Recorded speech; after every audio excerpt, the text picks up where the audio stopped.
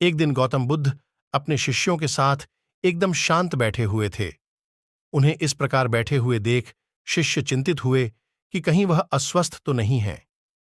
एक शिष्य ने उनसे पूछा कि आज वह मौन क्यों बैठे हैं, क्या शिष्यों से कोई गलती हो गई है? इसी बीच एक अन्य शिष्य ने पूछा कि क्या वह अस्वस्थ हैं, पर बुद्ध मौन रहे। तभी कुछ दूर खड़ा व्यक्ति जोर से चिल्लाया, आज मुझे सभा में बैठने की अनुमति क्यों नहीं दी गई है? बुद्ध आंखें बंद करके ध्यानमग्न हो गए। वह व्यक्ति फिर से चिल्लाया, मुझे प्रवेश की अनुमति क्यों नहीं मिली?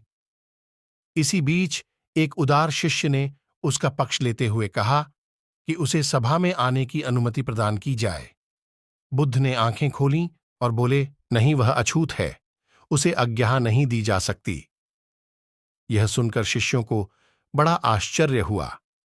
बुद्ध उनके मन का भाव समझ गए और बोले, हां, वह अछूत है। इस पर कई शिष्य बोले, हमारे आश्रम में जात पात का कोई भेद ही नहीं, फिर वह अछूत कैसे हो गया?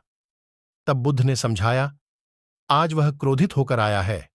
क्रोध से जीवन की एकाग्रता भंग होती है। क्रोधी व्यक्ति प्रायः मानसिक हिंसा कर बैठता है, इसलिए जब तक वह क्रोध में रहता है तब तक अछूत होता है। इसलिए उसे कुछ समय एकांत में खड़े रहना चाहिए। क्रोधित शिष्य भी बुद्ध की बातें सुन रहा था। पश्चाताप की अग्नि में तपकर वह समझ चुका था कि अहिंसा ही मनुष्य का महान कर्तव्य व परम धर्म है। वह बुद्ध के चरणों में गिर पड़ा और कभी क्रोध न करने का प्रण लिया। शिक्षा।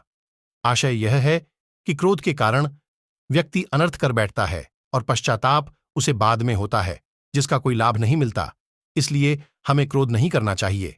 असल मायने में क्रोधित व्यक्ति अछूत हो जाता है और उसे अकेला छोड़ देना चाहिए। क्रोध करने से तन, मन और धन तीनों की हानि होती है। क्रोध से ज्यादा हानिकारक कोई और वस्तु नहीं है।